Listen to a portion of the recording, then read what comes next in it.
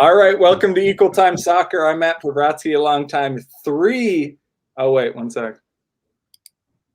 Let's see if we can get live on Twitter. There we go. Welcome to Equal Time Soccer. I'm Matt Pavratsky, a long time three big-time first-year players for the Gopher Soccer program. We have Khyah Harper on the top right, Elizabeth Overberg on the bottom right, and Lauren Donovan on the bottom left.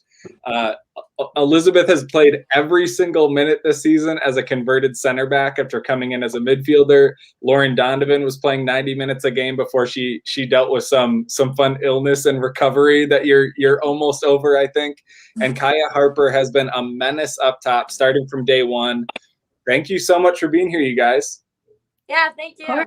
Thanks for having us.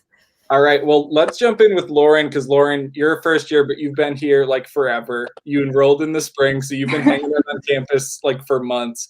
I think you maybe roomed with Izzy Brown because she was here in the spring as a transfer too, which is like a fun combo. But talk about what last spring was like for you, because I'm assuming it may have been the first time you were with the team but not playing games. Yeah, well, it was kind of COVID time too, so we had to kind of be really careful and just be within the team, which was actually, I found really beneficial. I was able to practice actually more than the team. Like for game days, me and Izzy would go out with Maya and we'll just like train. But it was really good to just be with the team and get to know the dynamic of the team. And on top of that, get some classes in. It was still COVID, so it was Zoom classes. So being in class now is just a lot different. But no, I wouldn't trade it for the world. And people continue to tell me, "Oh, did you miss that high school experience?" I'm like, no, I wanted to be here. So. Well, and I think that decision came kind of late, right? Like you knew you were going to the U, obviously, but it was actually like, when did you actually decide to enroll early and basically say, I'm wrapping up, I'm coming in? Yeah, so it was like up in the air ever since I committed. It was like, oh, you could probably early enroll if you wanted to. And from the start, I was like, oh yeah, I'm definitely doing this. And then it was like, no, we're actually not going to have you come early. And then I was like kind of shifting my mindset to the point of like, oh, I'm not coming early. And in the matter of like a week and a half, it was like Zoom call, Donovan, you're coming early, you're rooming with Izzy. And I was like, oh my gosh, it's happening, like type of thing. So yeah, it was a quick turnaround, but I didn't mind whatsoever. So right. Well, and you're coming from out of state. For those who don't know, you're from Ohio. So it was also sort of like a little more dramatic than like if Khyah had it early and she's just like down the road, you know. So Elizabeth, you and I are obviously going to talk about high school speech now for the rest of the show. So Khyah and Donnie, you guys will want to leave. I'm sure this is going to be okay. We will not subject the viewers to that type of a show, but everyone who's following the team knows that you've been starting at center back this season. If they watch the broadcast, they know Josie and I are talking about how impressive it is that you've looked so comfortable at center back, and starting from day one is something even natural center backs are not usually able to do, and you've done it as a converted midfielder. But I'm actually just as interested in your like sort of 2 and 3 week lead up of preparing to play whatever role you were going to play before that, because this only happened because that tragic injury to Alana Dressley happened in the St. Thomas exhibition. And so you had like multiple weeks of thinking, I need to earn like some kind of midfield role. I need to find a way to get on the field. So what was that sort of early period like for you? Because frankly, being just an everyday 90-minute center back is like boring. You've made it at this point. What was that lead up point when you were like trying to grind and earn a spot as a freshman in the midfield? It was definitely a grind. So I came up early like everyone in the summer, but I wasn't cleared to play for the whole month of July. So really the first time practicing was our first day of preseason. So I was just like, my mindset was just like, I'm thankful that I'm actually cleared to play now. And Donnie and I were practicing for the holding mid. And so the whole practice I was just like, it was just a lot coming at us. And so I was just trying to keep like a positive mindset of like, I need to be a defensive midfielder. I need to protect my center backs, switch the ball. So I was just trying to work on my distribution and awareness with Donnie in practice. So that was what it was for practices. And then it was a switch, and I was no longer with Donnie. I was in the back. Well, and it happened. I mean, this switch literally happened during a game because Alana goes down. She sort of gets like kind of like huddle tackled from behind, like by the St. Thomas player, this like weird, messy or like frustrating challenge, depending on your perspective. And then you literally have to just be a center back, in that moment. And I know you've mentioned to me before that you've had to play that role before, sort of the emergency fill in. But what was your mindset like sort of after the game when you're like, okay, I survived this exhibition, but now is this my life now? Yeah, I was a little like embraced it. I was like, there's nothing I can do about it. I was like talking with my brother. He's like, well, just strap up. Like you got to do it. And so I was just thankful that like I got the opportunity and I have the opportunity to play. And also my mindset was like, of course, like Mick is just such like one of the heartbeats of the team. And at first I was kind of struggling. Like I can't be her. Like she's just such a strong leader and just a force to be reckoned with back there. So I kind of had to just be kind of hype myself up and be confident in like what I can do, because I can't try to replace her and just kind of have to rely on my back line to bring me up to speed. Right. Well, and it's this thing too, where like even she, has played some outside back and kind of, I think in club was sort of one of three, like a 3 center back like line, so she's not even necessarily like a true natural 4-back center back either. So it's kind of like I just have to focus on what I can control. Yeah, for sure. Exactly. Yeah. So Khyah, I know we talked about this after the game, after the Wyoming game when you scored your first goal, but you came in as this highly touted recruit and especially a highly touted goal scorer. And then, as is pretty natural, it took at least a few games to get on the board. But I'm really curious for you, even during training, how did that adjustment period of like getting up to the college speed of play and all those things, how did that go compared to how you thought it would go? Like when you had years to like imagine this is what I'll have to get better at, or this is what the girls will be like in training. How did it compare to sort of your expectations you had? Yeah, well, it's definitely a higher pace and a higher like level of game than I anticipated at first. But I think that ECNL and my club team really prepared me for how the Gophers play, because my club coach and at the time, I guess, like he really like prepared me because he knew like how the U played, and there's a lot of people from MTA that are now on the U. So I think that playing with them was an easier, like playing with Soph and Elena and Kenzie really like helped me prepare since I played with them all growing up. So, but the level is definitely way higher than expected, and adjusting to it was okay, but I think that my teammates really helped because playing with them just makes it so much easier because it's better players, better speed of play, and like everything's just better at the college level.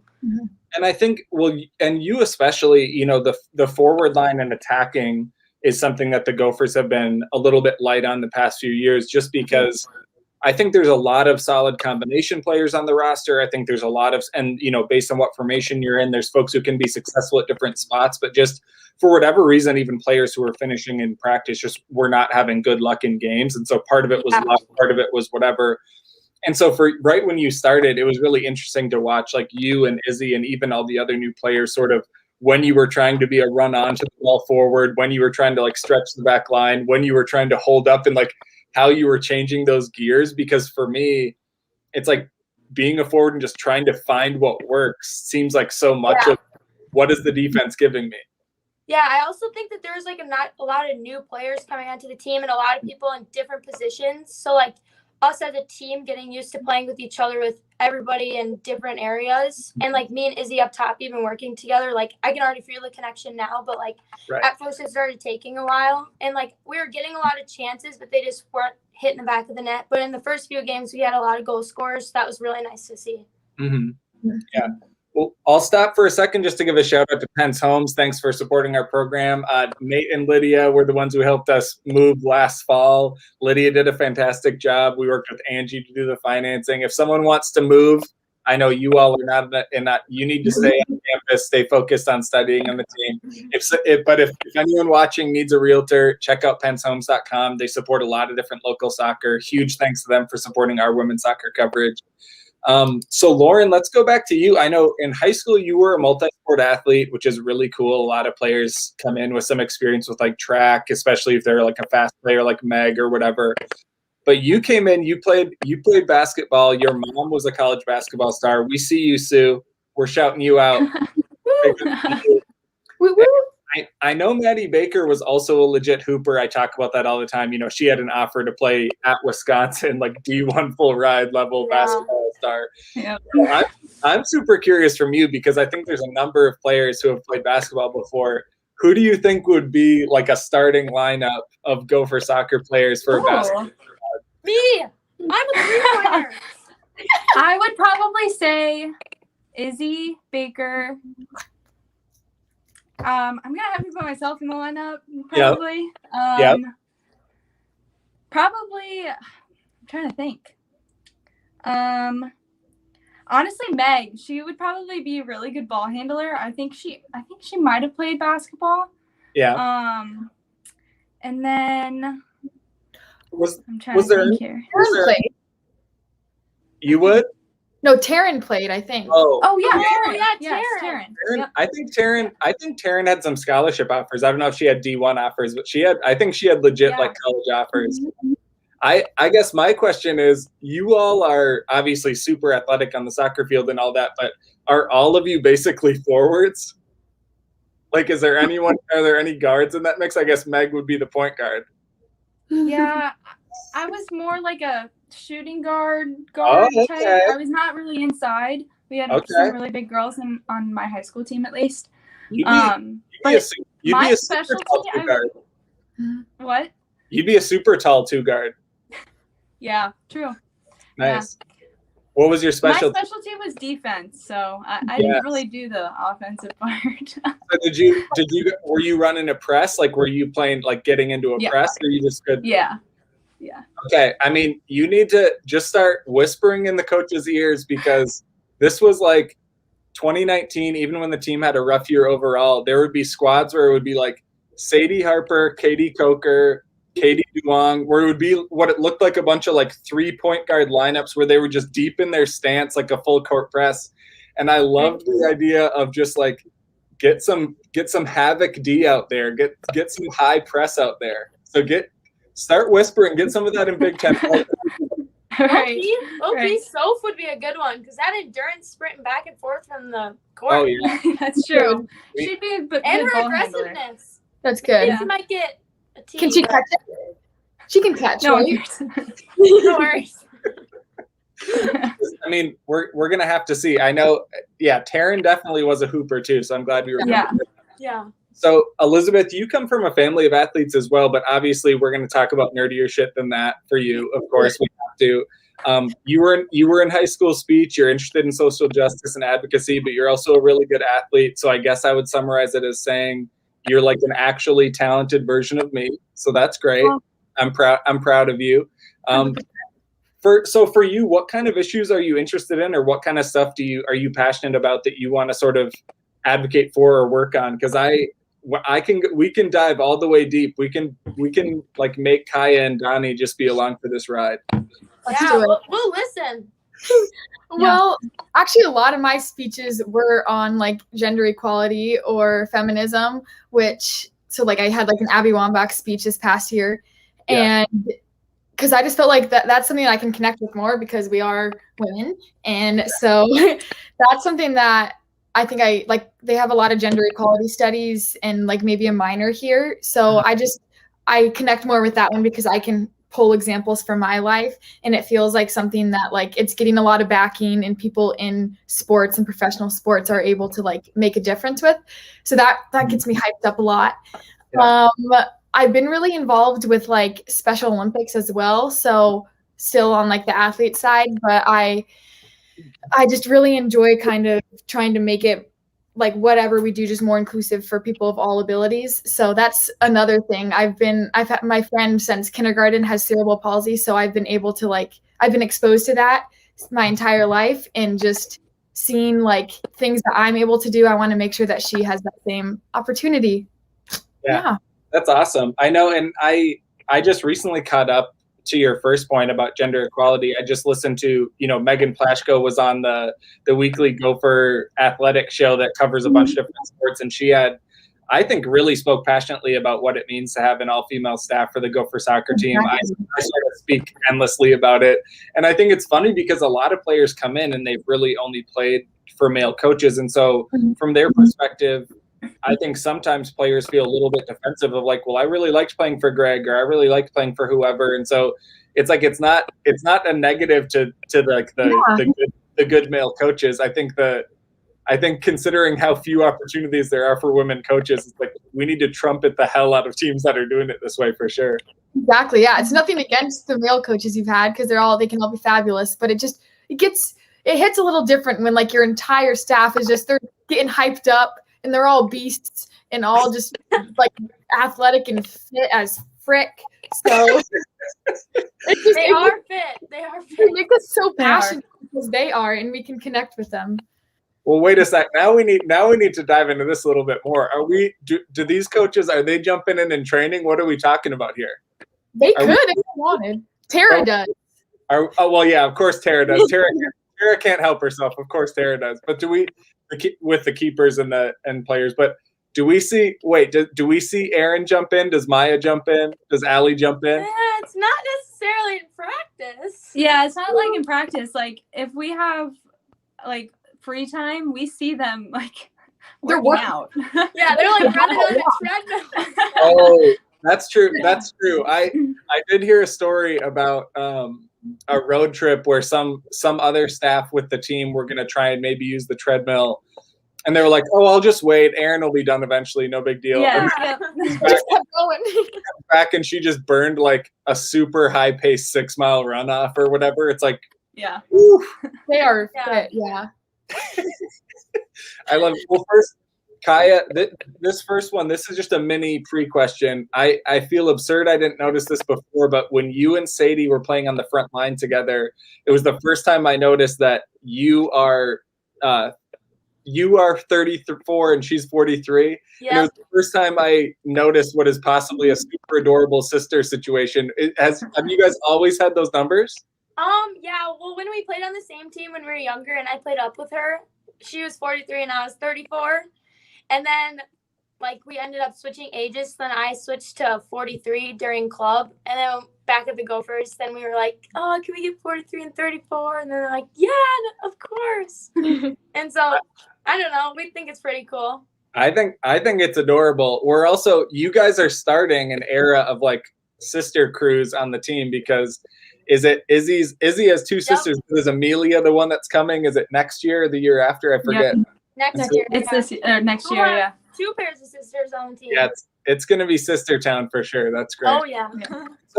So I think we talked a tiny bit about this earlier, but Khyah, I think it's really interesting, in particular the forward line. I think, the whole front six rotates a lot more than the back line, understandably.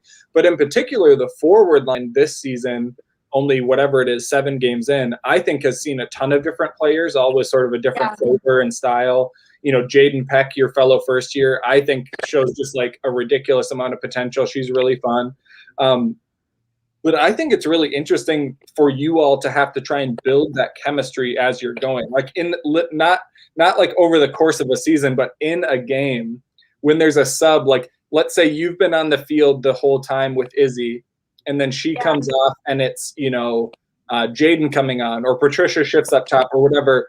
What's the thinking right at that moment to try and instantly sort of get a little bit of chemistry going? Because those moments happen like 7 times throughout a game where like either you come off or the other one does. Yeah, I mean, it's pretty easy to play with all of them, but like you said, everybody has a different style of play. Mm-hmm. So I think just using everybody's strength, like Baker can hold the ball so well and like head the ball, so like maybe crosses in the air to Baker, or like with P, speed. And then I think me and Izzy combine really well up top, and like I think we just read off of each other really well. But I think everybody has their own uniqueness. So like I think using, like when we switch so much throughout the game, I think just using everybody's strength really like helps our like chemistry stay together. Right. Well, and it seemed like, I mean, to be honest, the scoring that upticked, the last couple of games also seemed to coincide with just having a bit more numbers in the attack. It seems to me like Sophia's getting wide more and like sort of combining out on the corners more, like the corner of the box, or an outside back is getting up there where it's sort of like, it's a little oversimplistic to say, but it sort of seems like now that there's a few more players up there, the combining is a little bit easier. But is that sort of reducing it way too far down? I mean, I personally like more people in the box because then we have a better chance to score, and I'd much rather score than just have the ball slide through. But I think we've also been working a lot on offense these past few weeks, which I think has really shown in the games as we're scoring more goals and more people are scoring more goals. Mm-hmm. So I think that our runs in the box are going to be there for not tomorrow, but the Wisconsin game, and I think that our game versus Wisconsin is going to be really good, and we're going to have our best game yet. Yeah, I love that. I mean, it's been super noticeable. I mean, you can tell that you all have been working on that, and Maya and Allie and everyone, and you know, Aaron as head coach, whatever mix of voices are going into that, you can tell it's been like, I've really seen game by game improvement because there's a lot more of sort of the secondary run or the back run or like a trailing run. You'll see there are times where someone's in super dangerous position if a ball happens to ricochet, like Khyah has been in good position a lot. Bowman has been in good position a lot, even if they never touch the ball. And so I think that's going to pay off really huge by the time you're in sort of like grinded out chaos games where you just need a goal by any means necessary. Yeah. Yeah, for sure. All right, let's do, we have one more round of soccer questions. Lauren, this one, let's go back to you. I personally think, you know, the most obvious aspects of your game are you have really good disciplined positioning where you're just always staying in your pocket in front of those center backs, sort of like Elizabeth, you mentioned as a holding mid, you know, where is my spot and do I stay in my spot? You know, your solid distribution for sure. I personally want to see you rip more shots from outside like you did against St. Thomas. I think there was one in this past game where you almost had a chance like that. I think you definitely play like people say is a true holding mid. I think that's meant a lot of central midfielder alums like Emily Heslin and Josie Milan have just been like raving about you as fellow blonde holding midfielders. But what are some parts of your game that you think maybe don't get acknowledged? Like things that you're really proud of that you do on the field that maybe I never ask you about, or even maybe the coaches don't notice? I would definitely think my ball winning is probably something that I'm pretty good at. Whether that's a goal kick or a punt or a corner. I'm always trying to get my head on it. Trying to think. Probably my movement off the ball, not necessarily to get the ball, but to either find space for Soph or find space for Khyah out wide. I think that's something I'm actually pretty good at. So yeah, I think those two qualities are probably two of my best. So. For sure. And Elizabeth, you've seemed super steady and composed back there as a center back, even though it was so fun the first moment you got on the field and like Van Loon got on the field and all these new players got on there. You have sort of this stance that's, I think, kind of bouncy. Like you have this like natural sort of bouncy like nature. And at first I was like, oh, is she just settling in? But I think it's just like the way you run is like very sort of like hoppy a little bit. But otherwise, you've been so steady back there and so stable. There's multiple broadcasts where I'll just say, we haven't really been saying Overberg's name very much because I don't think you've made a single like major mistake the whole season. And so I know that's a big part of being a center back, obviously not giving up the goal. But for you, what are some things you're proud of that you've sort of, you know, grown into, especially playing so many minutes at center back that you think you're proud you've been able to pick up quickly and just make part of your game? I think something I've always been proud of is just like my communication. I like to talk and I talk a lot on the field. And as center back, like you have to, like, there's no question. Like if you're not talking, like you're not doing your job. And so I think that's something that I've just kind of like being thrown in there. I just had to embrace it. And so just like over communicating, whether that be with Donnie, with my other defenders. So I think I'm pretty proud of just that consistent communication because it gets a little tedious. Sometimes you're just like tired and kind of you want to take a play off, but you just kind of have to talk your way through it. Another one that Lainey and Kenz and Abby have been helping me with is just like, I didn't realize how much defense is like you're positioning before like the ball even gets played. So like if the other team looks like they're about to play a long ball, you need to be ready and your hips turned before that. So that kind of just being proactive and just being kind of pessimistic about what's going to happen. I think I've gotten a lot better at that. For those and for you especially, so like across the back four, I think, you're the right center back for whatever that's worth for people following. And so Delaney Stecker, the only returning defender on the back line, and one of the captains is to your left, and then to your right is Mackenzie Langduck, who's another returning captain, but not, has not been an outside back for the Gophers before.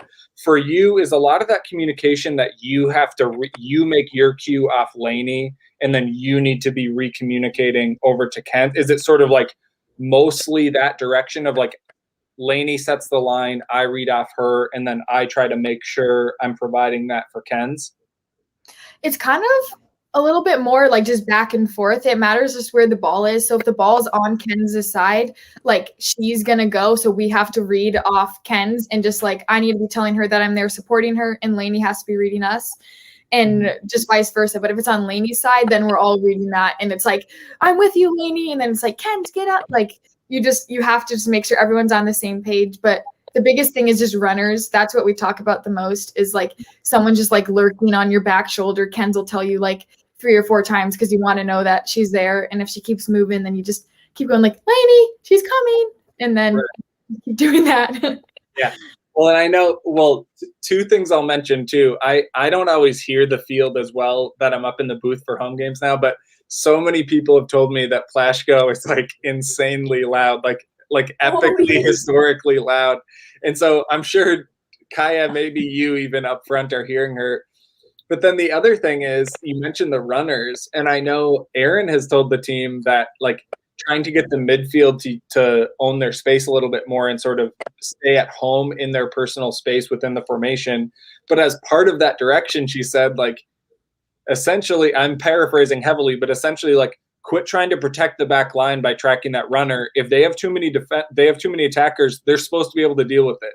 Like, basically telling you as defenders, like, I don't care if you have 6 runners, you have to make the priority decision. So what is like, to me, like when I hear that like scares the crap out of me on your behalf.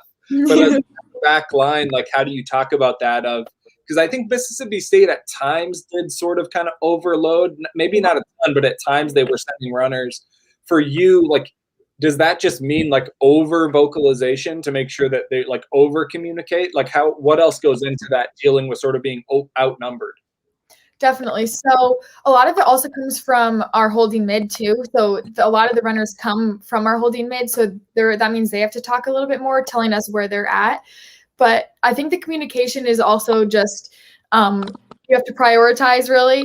And there's times where you make the wrong choice about who to step to, but normally just like we're with the most dangerous players, the backside players. That's what we've gotten a lot better at, is like if there's a lot of backside runners, you leave them and they have to hit a 40-yard ball, and then we'll have time to shift to them. But it is a lot of times I just want to go with the runner to make sure she doesn't get it. But I have to be like, nope, I'm leaving her. I've got someone else to deal with. So it's just kind of being aggressive and being decisive. Right.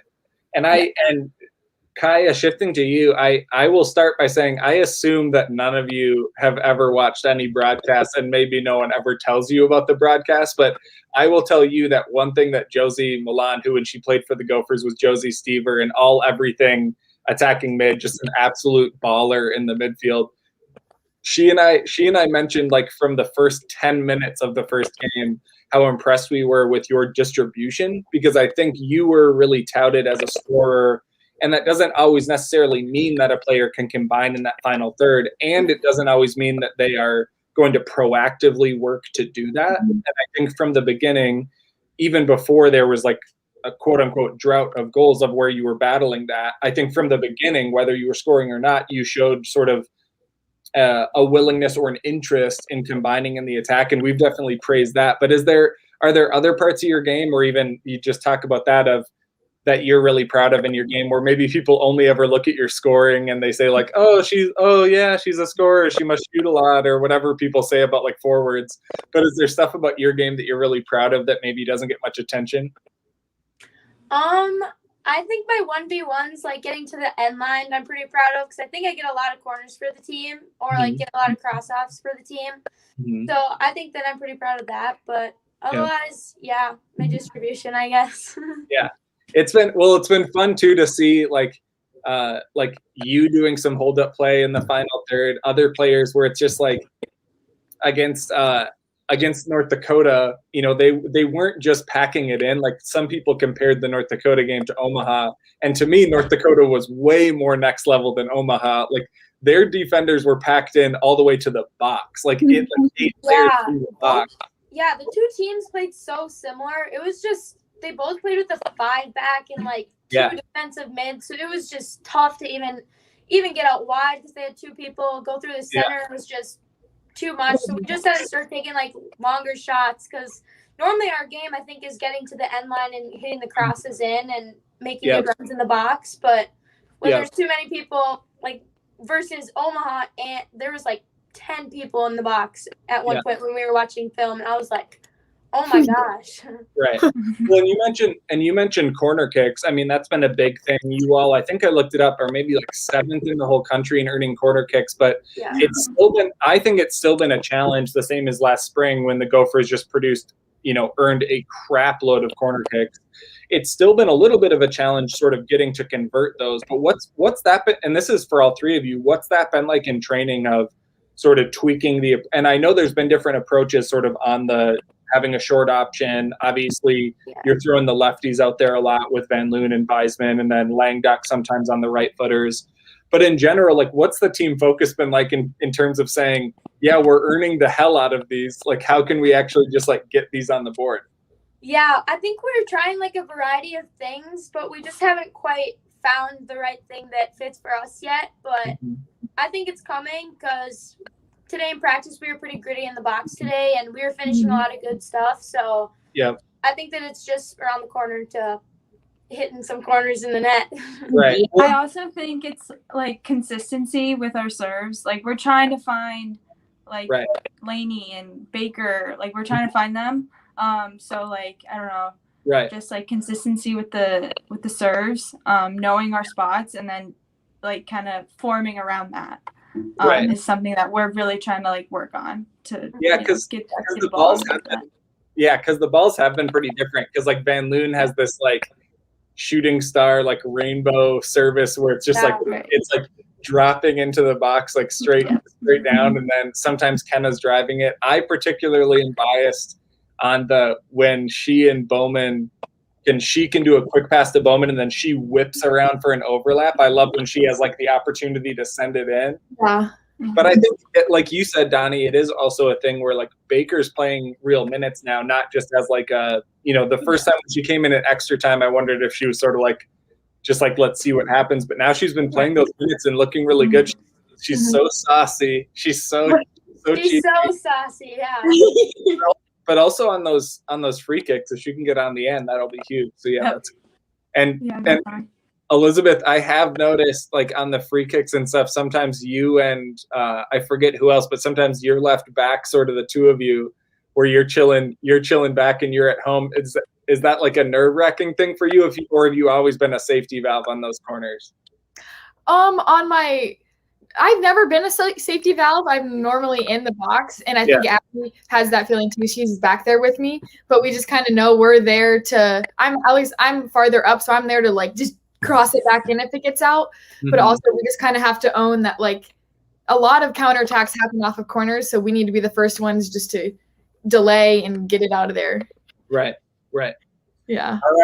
All right, this is the time everyone's been waiting for. We are moving into my favorite segment, and one that truly no one has ever said they liked or disliked at all. The internet said it. So we are going to jump in, and I'm stretching the definition here to include iMessages I received while on my computer. So that's how broad I had to go. But Khyah, we're going to start with you, and this one is not that hard to find if folks are Gopher Soccer fans. Khyah, the internet said you like to sing. And so we need to get some context on this. We need, Yeah, Khyah. Well, whoever said that is completely lying. They can all tell you because they're buzzed. I need to know, are we talking like like karaoke, like singing in the car type thing? What's the vibe? What's the story here? I'd say I'd say I'm a decent singer, but I've heard otherwise from other people. Not in a good way, but it's fine. So are we talking like a road trip situation, like just killing time on the bus? All the freshmen had to sing, and I ended up having chandelier, and we had to wear it with like headphones to like block out the sound. Yeah. And so then we were listening to the song in our ears, but we're just like singing to our whole bus. And you can just see everybody laughing at you, and you think you're just killing it, and then you look back and you're like, are terrible. But, I mean, at least everyone had to do it. Maybe that's the only redeeming part. Yeah. Yeah, but people were actually good, so. I will say too, Khyah, I will reveal my secret. This is in your bio on the Gopher website. Oh, I know. Oh, so you just I like to sing. I like to sing, but I'm just not good at it. Well, that's what I mean. You don't have to be. Are you like, do you like to sing when you like to do it, when you're not getting teased on the bus? When do you like to sing? Or are you just singing all the time? I would say all the time, but if somebody starts singing a song, I'm probably going to start singing the song. Yeah. I think that's good. I think that's good positive vibes. I think that's good. Yeah. E loves to sing. Yeah. Okay. Khyah gets mad at me, but yeah, sometimes I have to tell Ida. Yeah. But Khyah, we'll just be doing our homework, and then E'll just come to the kitchen. Oh yeah, I'm like, oh Goddie. Yeah, but Khyah, you have like a few songs that you like a lot and that you can hit. Yeah, if somebody starts playing it, I'll get into it. Yeah. This is well, for those who don't know, we are getting glimpses into some roommate vibes here. I think all three of you live together with. Is it with Taryn or who is it with? Me and E are together. Donnie's with Izzy Ainsley. I'm with Izzy Ainsley. Oh, gotcha. Okay, so we are so the Khyah and E vibes are what we're picking up on here. Yeah. So Lauren, let's go to you. This is the internet said that in the broad spectrum of sort of family fan travel, because a lot of fan road tripping, a lot of family members going, that your parents decided to jump in with a very specific road trip option to make those trips from Cincinnati a little easier. Is that true?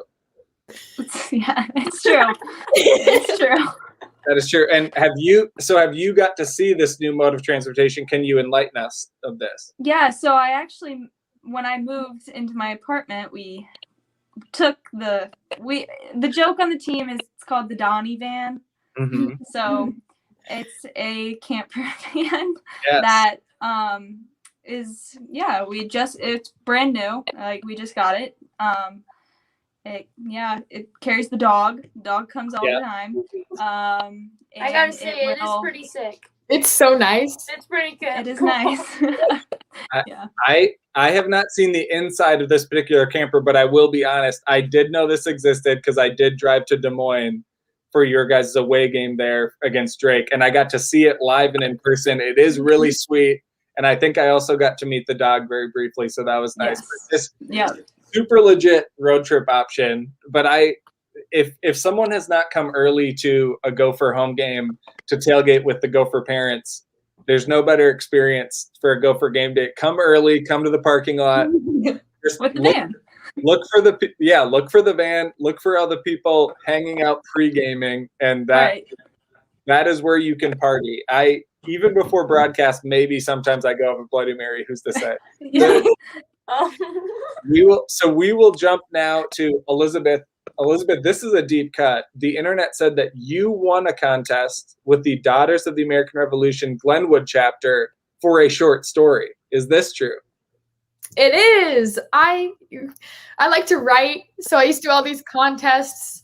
I would do law day contests where you write about old amendments and stuff. Daughters of the American Revolution, I just made a short story about a national park, I think. I don't know. But I just like to write a lot. And so our school just have all these competition. So I'd be like, sure, I want a gift card to Barnes and Noble. I'll try it. I was going to ask if you remembered what it was, and you already preempted that. But I also, let's give a shout out, Daughters of the American Revolution. So now we know, all the Gilmore Girl fans, that the DAR also exists in real life in Iowa. Huge moment for all the Gilmore Girl fans out there. The DAR exists there in Ankeny. So that's fantastic. Yeah, it was very supportive, very nice, and just a little extra thing to do when you got bored. Now, you needed extra things to do when you were bored, being like a multi-sport athlete and a successful student. Of course, yes, 100%. Yeah.